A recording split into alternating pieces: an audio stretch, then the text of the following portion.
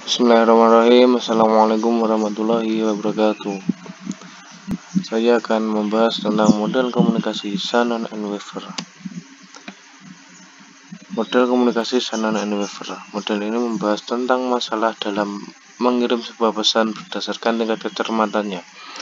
Model ini mengandaikan sebuah sumber daya informasi yang menciptakan sebuah pesan dan mengirimnya dengan suatu saluran kepada penerima yang kemudian membuat ulang pesan tersebut. Dengan kata lain, model ini mengasumsi bahwa sumber daya informasi menciptakan pesan dari seperangkat pesan yang tersedia. Pemancar atau transmitter yaitu mengubah pesan menjadi sinyal yang sesuai dengan saluran yang dipakai. Saluran sendiri adalah media yang mengirim tanda dari pemancar kepada penerima di dalam percakapan.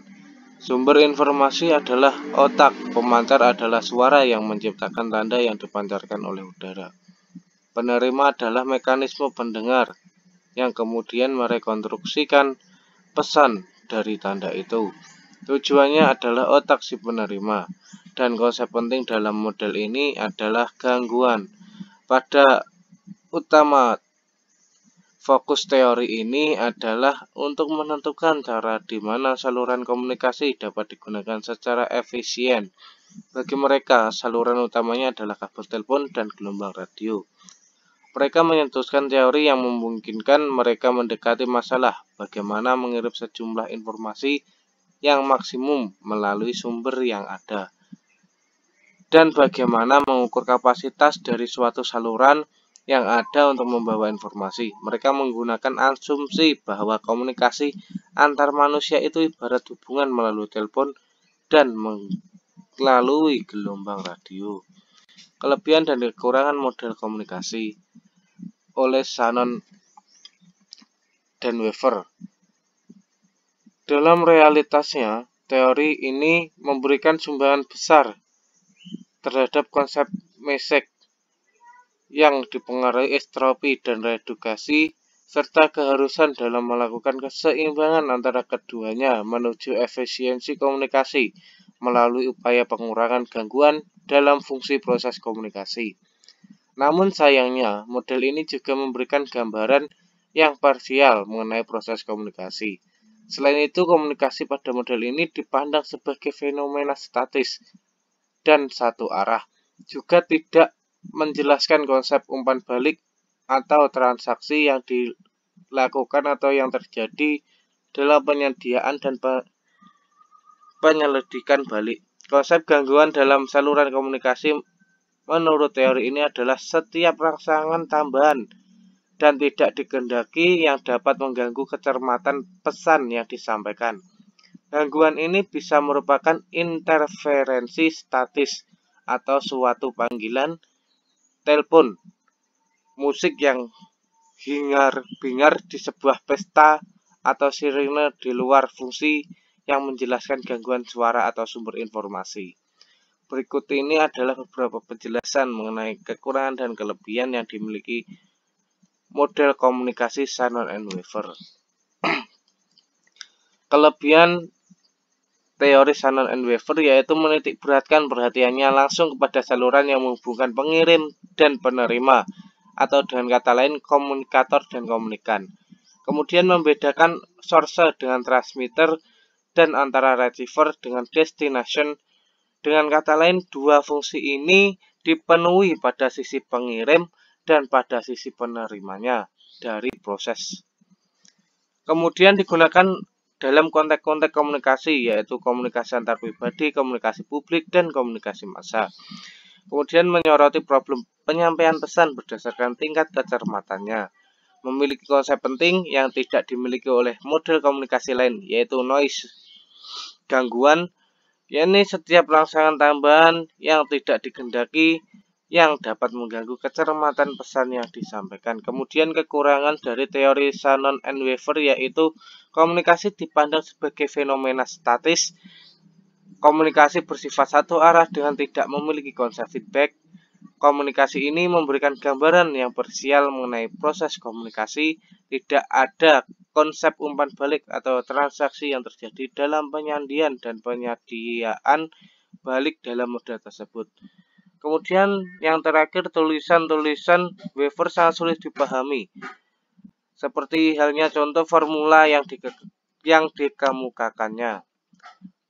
Dari teori Shannon and Wever juga mengidentifikasi beberapa level masalah noise.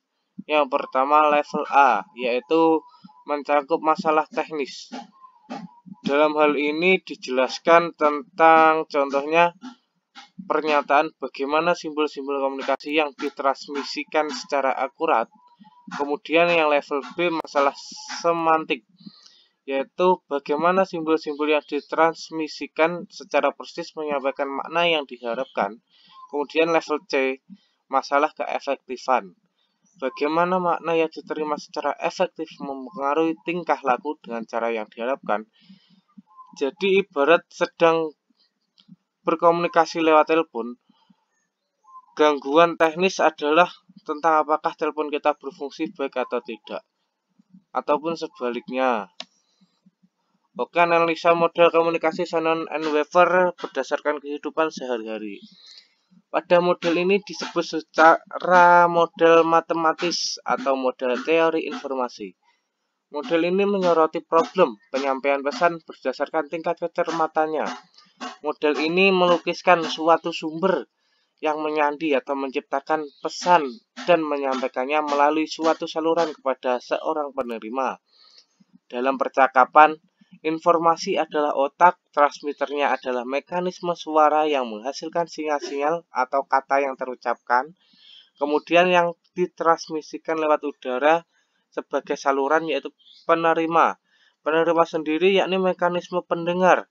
Melalui operasi yang sebaliknya dilakukan transmitter dengan merekonstruksi pesan dari sinyal. Dengan tujuan destination adalah otaknya, orang yang menjadi tujuan tersebut.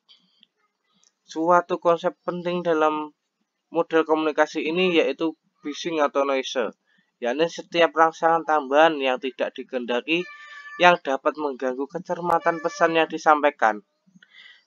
Noise ini contohnya saat kita mengobrol dengan seseorang di telepon, saat kita sedang berdiri di pinggir jalan, dan kita terganggu dengan suara berisik dari kendaraan yang berlalu lalang di depan kita. Menurut teori ini, gangguan selalu ada dalam suatu saluran bersama pesan tersebut yang diterima oleh penerima. Dengan adanya gangguan ini, banyak memungkinkan dapat terjadi. Bisa saja pesan yang disampaikan oleh sumber informasi tidak akurat atau tidak sampai tujuan. Bisa juga si penerima salah dalam menerima pesan, salah mengartikan dalam pesan. Dan ada pula pesan justru tidak sampai ke penerima tersebut, bahkan diterima oleh pihak lain. Dan kesimpulannya, dalam ilmu komunikasi sebenarnya terdapat ratusan model komunikasi. Saya hanya tidak dapat mungkin membahas model-model tersebut satu persatu. Setiap model mempunyai suatu kelebihan dan kekurangan masing-masing. Dalam hal ini, saya memilih model komunikasi Shannon and Wever sebagai model komunikasi yang dikaji. Karena model Shannon Wever ini mengomunikasikan suatu hal kepada penerima pertama akan terlibat dalam proses pengolahan dan pembentukan pesan melalui transmitter, sehingga menimbulkan suatu simbol yang bermakna. Diketahui bahwa dimanapun kita berkomunikasi, maka akan terjadi suatu gangguan di sekeliling kita. Tapi kita sebagai komunikator menyampaikan kekomunikan agar lebih efektif. Tidak ada model yang benar atau yang salah.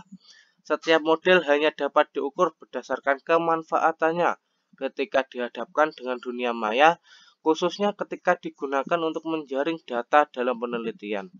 Selain itu, model ini dirancang sesuai unsur-unsur model dan hubungan antara berbagai unsur tersebut, bergantung pada perspektif yang digunakan si pembuat model. Dari pandangan tersebut, suatu perspektif akan menampilkan suatu dimensi tertentu. Sementara pengamatan dari sudut pandang berbeda akan menyoroti suatu aspek-aspek komunikasi yang berbeda pula. Sekian yang dapat saya sampaikan. Apabila ada kesalahan dalam menjelaskan hal ini, saya mohon maaf yang sebesar-besarnya. Wassalamualaikum warahmatullahi wabarakatuh.